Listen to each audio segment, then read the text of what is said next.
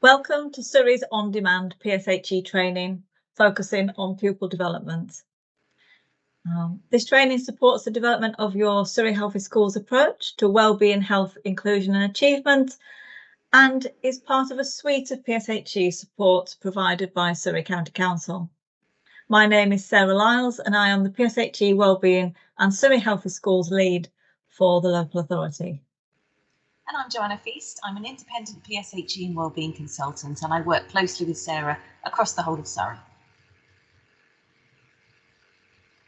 So the aim of today's training is to help build your PSHE subject knowledge, skills and understanding, to help develop high quality, holistic, needs-led PSHE provision throughout our schools, and specifically to help increase understanding about children's development and how this relates to their life choices and opportunities. Across Surrey's PSHE training and support, there is a focus on equality, addressing stereotyping and building and maintaining healthier and more respectful relationships. Throughout our PSHE resources, we consider the interrelatedness of PSHE and its importance for addressing inequalities for children, young people, school staff, service partners, and the wider community. We consider what comprises high quality PSHE pedagogy and how this contributes to a whole system that's across the local authority and a whole school approach. And we consider the crucial nature of an evidence-based perspective in PSHE to enable everyone in Surrey to share normative, strengths-based, inclusive and trauma-informed approaches in our work. And throughout this session today, we really encourage you to reflect on your own practice in order to meet children's needs and identify your own areas of effective practice and consider how this provision could further be strengthened.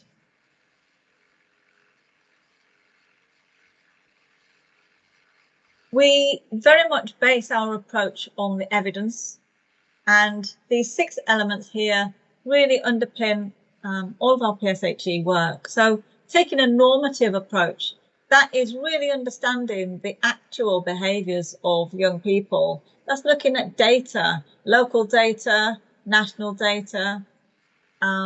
We often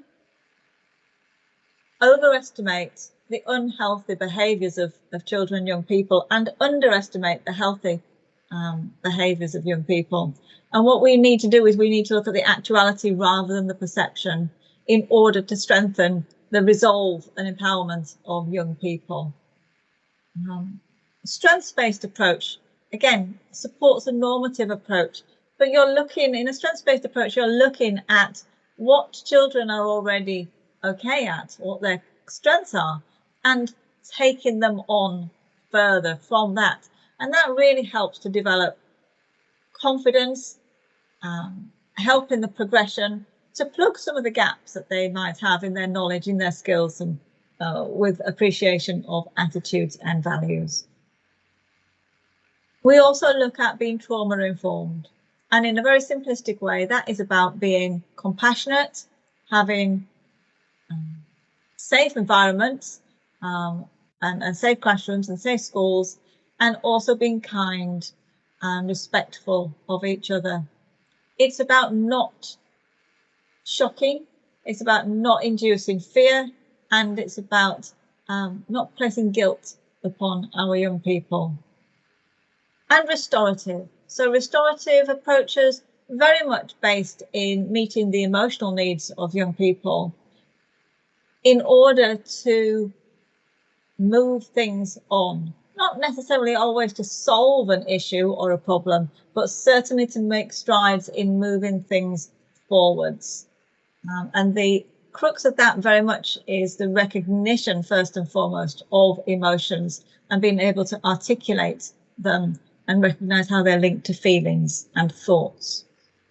We also look to have a whole system or a whole school approach, making sure that effective leadership is in place, making sure that policies are fit for purpose and that everybody is aware of what these policies say. It's about your school culture, making sure that everybody is aware of protocols and systems that they should be adhering to and working within. And also being inclusive. So that is very much to do with appreciation of difference and diversity. It is about utilising the 2010 Equality Act, and it is also about equity as well, really helping to make sure that all of our young people see themselves reflected within their school environment.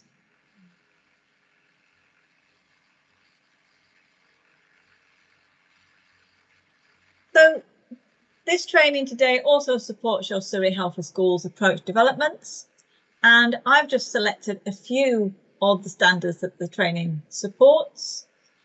In theme 1, whole school approach towards the promotion of positive health and well-being, the standard that I've selected is 1.4.9, which is around being proactive. Is proactive and reactive training in place for schools to ensure that there is a shared and consistent approach taken towards school culture, school ethos and supportive protocols. PSHE theme 2, having a look at whether there are identified and proactively planned opportunities for the wider curriculum subjects to enrich what we're already delivering through our subject of PSHE. PSHE doesn't just stand in isolation. The rich tapestry of subjects in our schools, they can each support and bolster each other. And theme 5, which is health, with a focus on emotional well-being and mental health. And I've selected, first of all, the standard around staff well-being, because today, with the session being on pupil development and pupil well-being, it's really important that our staff well-being is addressed. Because if staff's well-being isn't addressed, it's going to be exceptionally difficult for them to be supporting the pupils throughout the school. And also, standard 5.2.2, are there planned opportunities for pupils to reflect on and better understand values and feelings in order to develop appropriate social and emotional skills, such as resilience, empathy, personal development and self-esteem? And are we looking at protective factors being promoted in also to reduce risky behaviours? And you'll see that many of those standards already complement some of the other elements that I mentioned in the introduction. So we've got a picture here of the rapids at the top of possibly a rather steep waterfall. And when we were putting this session together, myself and Joanna were having quite in-depth conversations about how we can convey, how to best stress the importance of that planned and proactive approach. And I'm going to hand over to Joanna to illustrate this with a short story. Thank you, Sarah.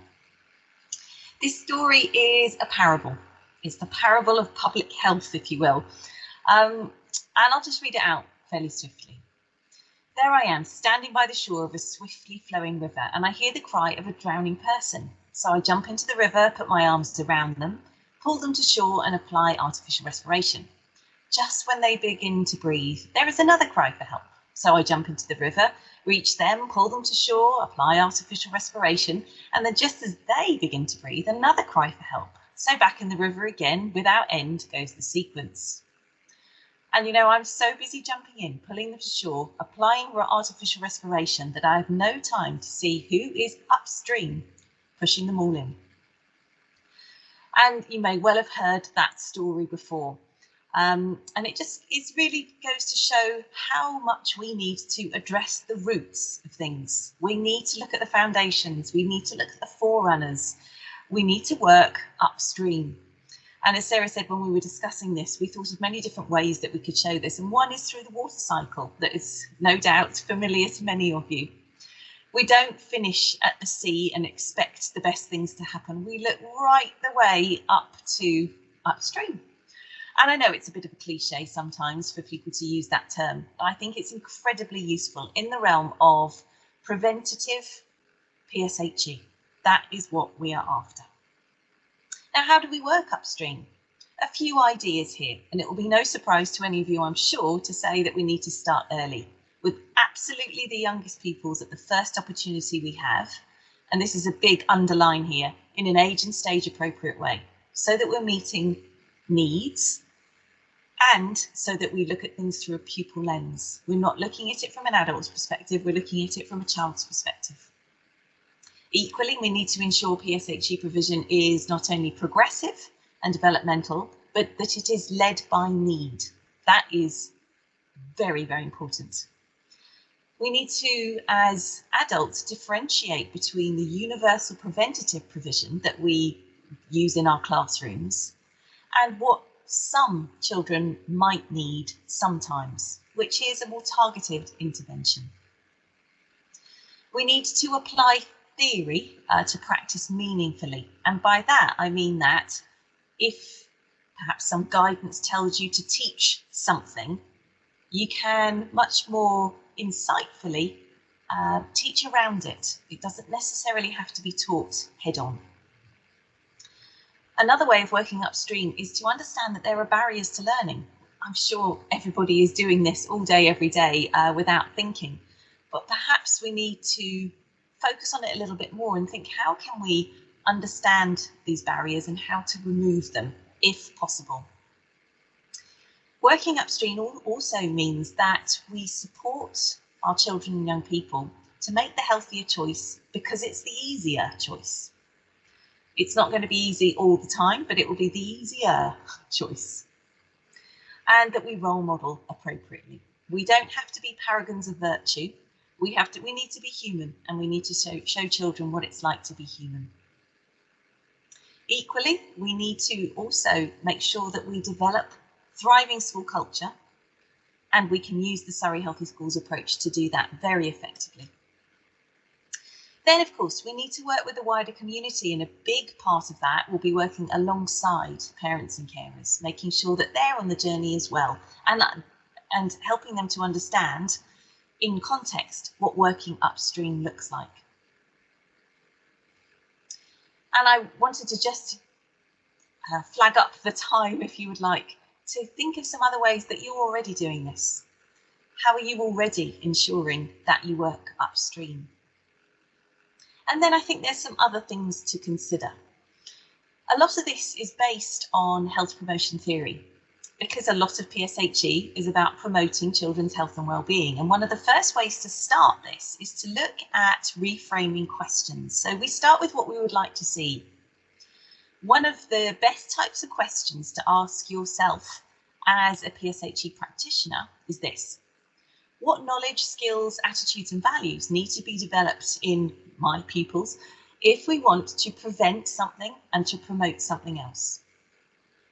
Another type of question that you could ask is, what knowledge, skills, attitudes and values need to be developed in pupils if they, or someone they know, is feeling something or experiencing something else?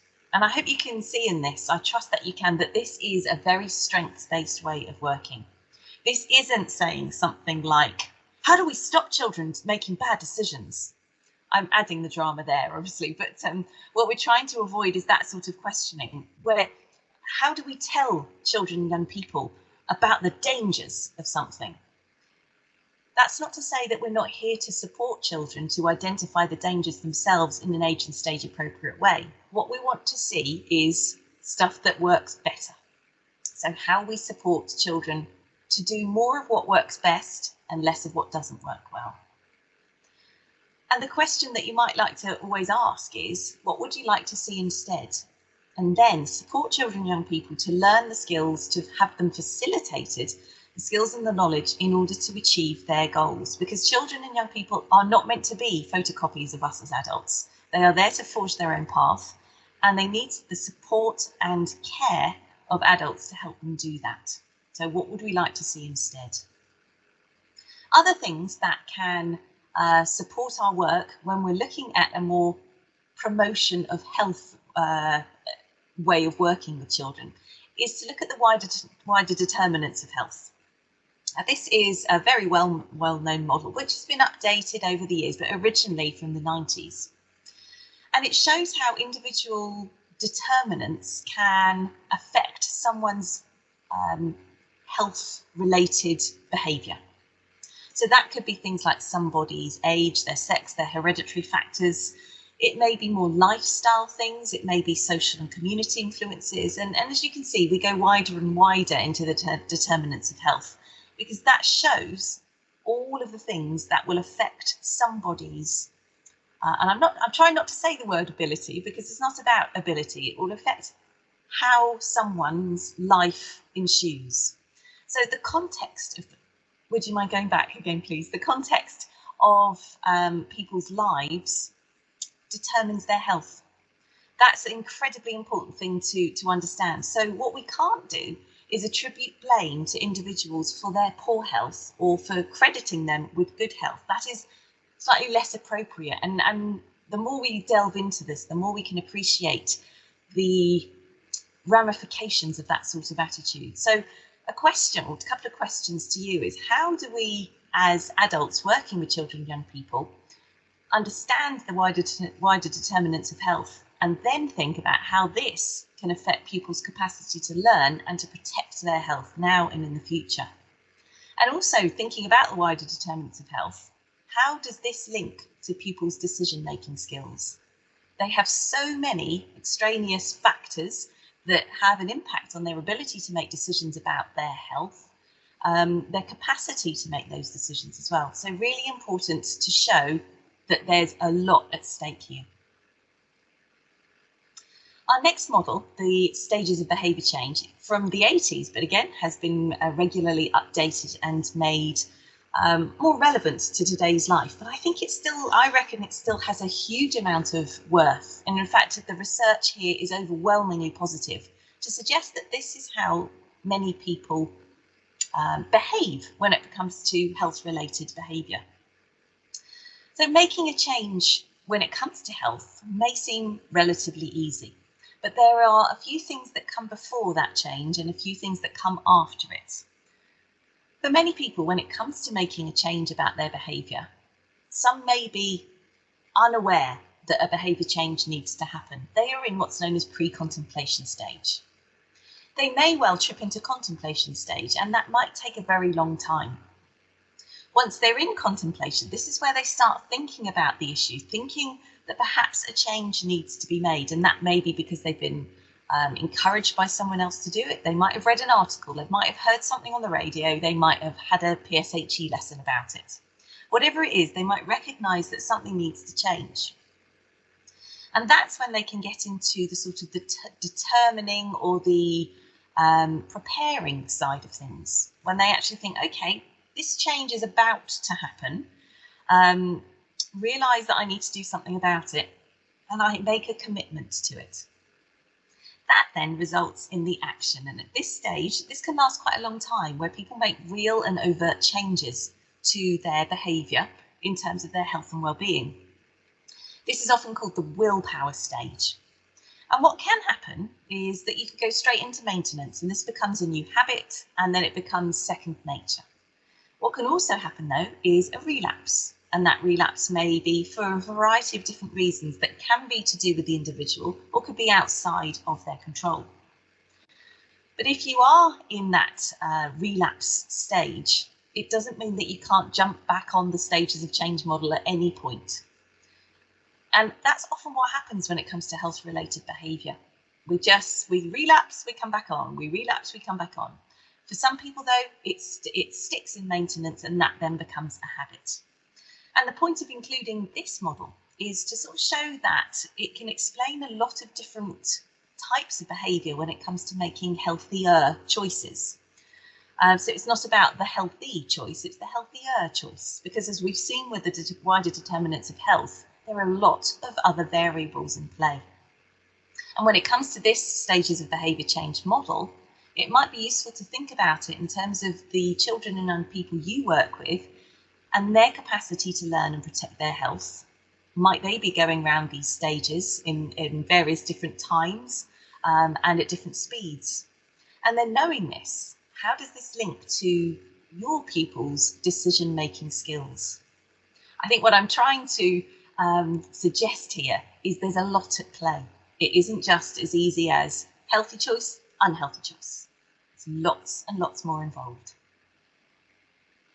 And our final health promotion theory, which I have seen in the research, is incredibly useful to help people understand where their behaviour is coming from. Now, I'm going to explain it in quite a simplistic view.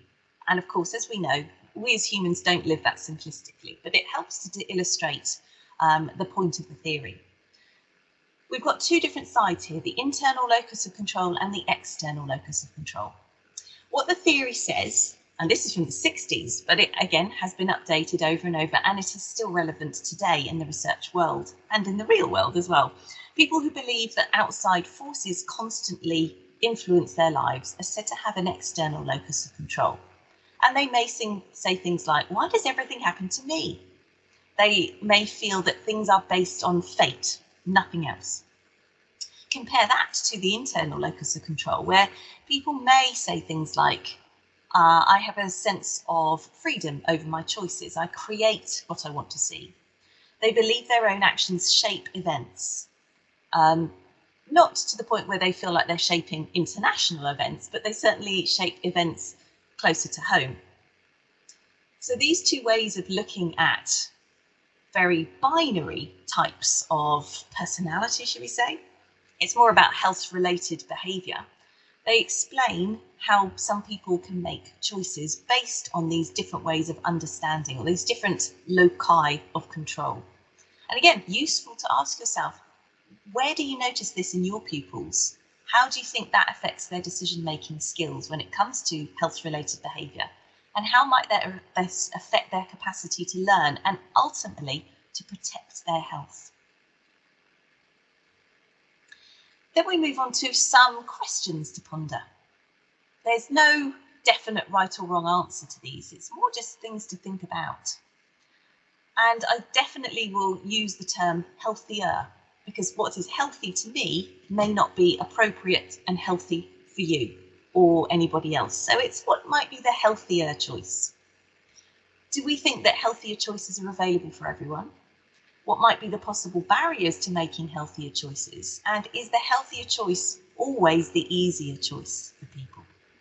Ones to ponder. But moving us on now into trying to explain health-related behaviour in children from a more child-based perspective rather than health promotion-based perspective. It's all useful, it's just depending how much emphasis you put on these. The question is, why don't all children make, and I put it in inverted commas, healthy choices? And that's from an adult's perspective. And some of these statements are about being from an adult perspective because we have a bit more life experience. Children might not have the cognitive skill or indeed the life experience to understand the consequences of their actions. Therefore, they don't make the healthier choice. They might not imagine beyond where they are right here, right now. So their ability to make decisions is limited, and that probably has a lot to do with their age and functional brain development. What we also know is, of course, sometimes making the healthy choice could be linked to learning difficulties, learning disabilities, neurodevelopmental conditions, chronic health problems. There's a lot that makes a difference here. It's not just binary. What we also know from a self-esteem perspective is that children who don't feel good about themselves might find it a bit difficult to understand why they deserve to be healthy. We're getting into quite psychosocial things here, but I think it's important to note that a lot of health-related behaviour is linked to self-esteem. If self-esteem and self-worth are low, this can inform decision-making and health-related behaviour. And if a child's worldview has been shaped by adults in their life, they might think like the adults. So if, for example, the adults don't think that they themselves should be kept healthy, that's reflected in the adult behaviour. It's witnessed by children who then replicate that behaviour. It's classic social learning theory. It's linked to the idea of role modelling. We also know from the research that adverse childhood experiences or trauma traumatic experiences in a child's life, particularly early life, can have an effect on children's decision-making skills and outcomes. We know this from neurodevelopmental work and neuroscience. We know that children's basic needs might not have been met, thinking back to Maslow's hierarchy of needs, so they don't really have the capacity, no wonder, to think and exist beyond thinking about their own physical basic needs being met. And then added to that, the messages that children hear about health, perhaps at home, perhaps in other places, might be far removed from real life for them, and they struggle to marry the knowledge with the application. Often that can be ameliorated with age, but often the two just don't strike a chord together. And sometimes children can't access health-related messages because they are living in a state of hypervigilance, and therefore logical thinking has been completely hijacked by their emotions, by their experiences. They are living in a fight, flight, freeze mode, for example. And of course, there's going to be lots of other reasons as well, and I'm sure in your experiences you will have come across these. So what do we know that has to be different for children to change their behaviour? We know they have to be able to regulate, and that is emotional regulation, to be able to manage their thoughts and feelings peaceably in the moment. And how can children do this? Well, there's a couple of ways.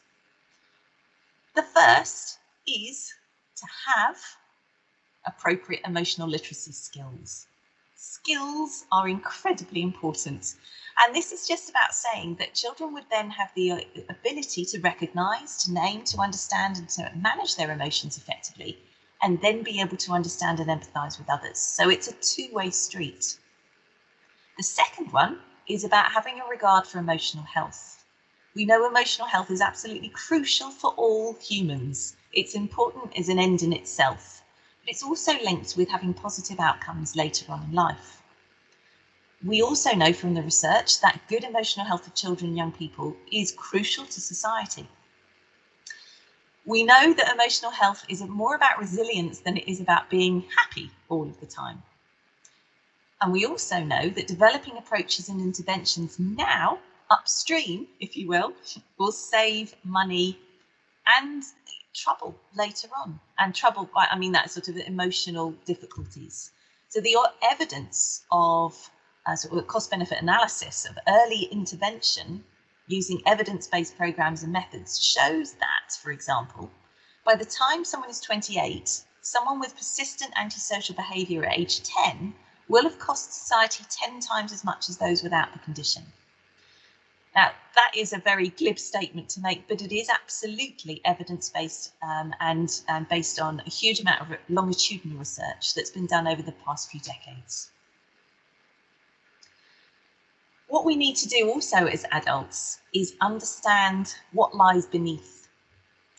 We know, as people who work with children and young people, that behaviour can tell us a lot of things. And if we see it through a child's lens, we can much better understand a child's experiences and therefore what they need. So all of this is very much based on meeting children's needs. For example, if a child has an angry outburst, what could that be masking? What could that be telling the adult that is needed? What if a child behaves in a way that is quite defiant of authority? What feeling in the child could that be masking? Now, this is not a test in any way. It's more just to say there will always be a reason. And for us as adults, it's sometimes quite difficult, isn't it, to find that reason and to step away from being the adult and to step into what it looks like for a child. So, for example, if you've got a child who's having lots and lots of outbursts when in your care, could it be that they're feeling very overwhelmed and they need things to be a little bit quieter, a little bit less intense, and with far less choice?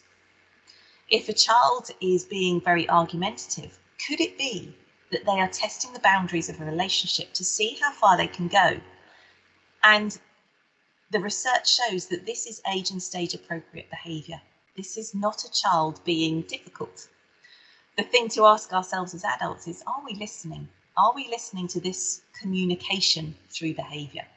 And it's another thing that helps us to understand, are children making the healthier choice all the time? Because they might be experiencing something that takes them away from making that healthier choice.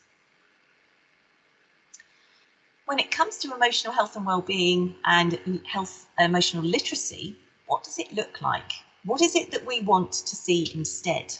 And we want to see instead for the good of everyone, for the comfort of children. We don't want to see them in distress. And what we'd like to see is that they have an ability to cope well with day-to-day life. So they can feel good about themselves. They can value the quality of relationships. They can manage feelings and deal with difficult situations in a way that is appropriate to their age and stage of development. They can also acknowledge their emotions and acknowledge others too, notwithstanding stage of development and certain conditions that might have an effect on this. In schools, there are 4 different ways that you can support this. The first, support parents and carers. Children's home life is incredibly, has a huge impact on their ability to be emotionally healthy. So support parents and carers as well. Bring them into what you're doing. Support children's friendships, their relationships, and their personal development. Promote as widely as you possibly can across the school emotional health, and include staff emotional health on this as well. Sarah's already mentioned at the start how important it is to give time and effort to staff well-being to ensure that pupil well-being is as good as it can be. And as always, with really good PSHE, because this all comes back to PSHE, provide access to advice and support, whether that's in school or outside school, for the whole school community. Back to Sarah. Thank you. So depending on how you're doing this, how you're taking part in the training, if you're in a large group, you might want to pause the video and you might want to do this in pairs or small groups. Or if you're just doing this on your own, you might just want to reflect. That's absolutely fine. But just having a look at the slide, emotional health, literacy and learning, what are the connections? As there are many, as I'm sure you're very much aware, but your school and your school community is very much at the heart and the centre of this. And just thinking about, what does a healthy school community look like? It might be that you're going to just have a think about that, or it might be that you're going to get pencils and paper out and sketch that down. But think about that from a pupil perspective. What would a healthy school community look like from a pupil perspective? What would it look like from a staff member's perspective? And it could even be different types of staff. What would it look like for administrative member of staff, a teaching assistant member of staff, or a teacher? Is there a difference in that? What does it look like for parents and carers?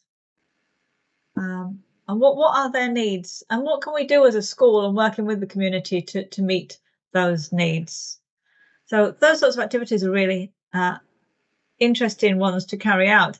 And also maybe looking at what would that look like? What would a healthy school actually look like? What would it look like for those different people? And what would it look like from the car park to the school entrance hall, to the corridors, to the classrooms, to the displays, to the eating environment, to wherever people take part in physical activity, different types of physical activity. So thinking about all the different facets of the school, what would it look like if it was going to really actively promote a healthy school community for all of those groups of people? And there are the questions that I've just been talking to. So have a think about that. One of the biggest things that we can do as adults is appreciate that emotional health and emotional literacy are skill-based practices. Therefore, they can be taught, and they can be taught in a structured way, in lessons, as role models, in the wider curriculum, in the playground, in assemblies, in the way social events are held at school. They can all be taught, they can all be facilitated, and it can't be left to chance. Often emotional health and literacy are deemed to be learned by osmosis, and it doesn't happen like that. They have to be taught, and this is how you do it. So the steps to building emotional literacy will be familiar to many of you. The 5 domains of emotional intelligence are these. So self-awareness, managing emotions, motivation, empathy, and relationship skills or social skills, relationship with self, relationship with others. And these 5 domains are well known in the PSHE world. They are the steps that build emotional literacy. And I'd like just to offer you a moment, if you wish, to think about where you learned these different skills, these different domains. And how does it work at the moment in schools? Do you teach it? And this is by no means a challenge. This is just a chance to ponder, to think, what are the many ways that we are already building emotional literacy, not just in our children, but in our whole school community.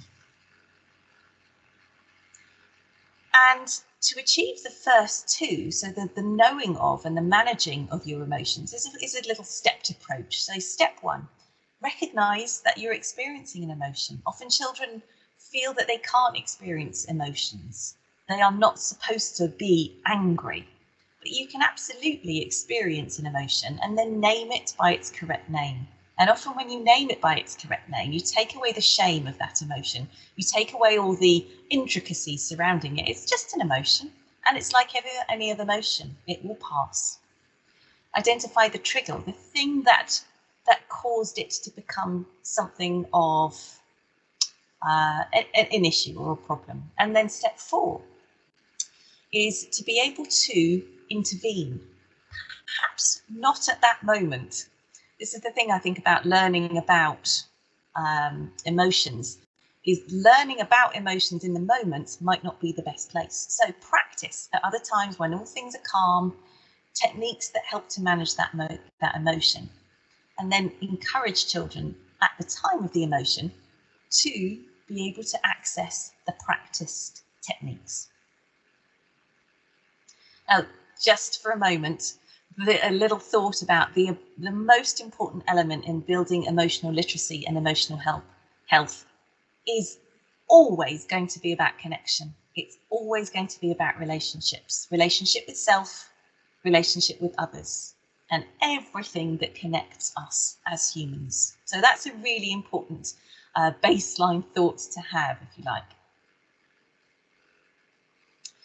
What you can teach when it comes to relationships is huge, really huge.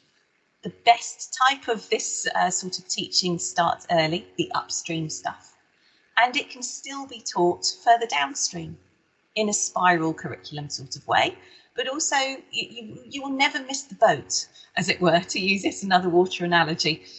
You can always teach these things. Children can recognise and nurture their relationships with themselves first through learning about how to feel that you have a sense of self-worth, have a sense of self-esteem. Self-awareness is possibly one of the most important emotional literacy domains here. Teach children, show them, help them, rehearse them with them to be able to differentiate between their sensations, particularly in their bodies, their feelings, their emotions, their affect states, what affect they have. So not what's affecting them, but what is their state of being, and their thoughts, how they're all different, and thereby really important to teach the vocabulary and role model naming them. You don't have to role model the emotion itself, but you do have to, if you can, role model naming them. Okay, so thank you very much for that. Just a few points, an awful lot of things to think about and reflect on in this training session. And again, that's why it really has to start with the staff thinking about where they are with this before they can really support the pupils. As Joanna was just saying about role modeling naming, it starts with the staff, doesn't it? So just as a reflection, now, and again, you might want to pause the video and just have a thought about this, maybe on your own, maybe in a pair, or maybe a small group. But how do you build healthier relationships with children and young people, both inside and outside the classroom in school? How is that happening already? How do you ensure that your own health and well-being are catered for before you support the pupils with theirs? And how can you proactively plan to teach in an emotionally intelligent way in PSHE, but also across all subjects? And what are your next steps? Do you have some ideas on how to take this forwards? So just drawing your attention to further support around Surrey Healthy Schools and about PSHE, and also the PSHE news, just to keep you up to date with all things wellbeing and PSHE. And you've got the link there at the bottom of that slide. And all it takes me to do now is just to thank you ever so much for taking part in this session. Thank you very much.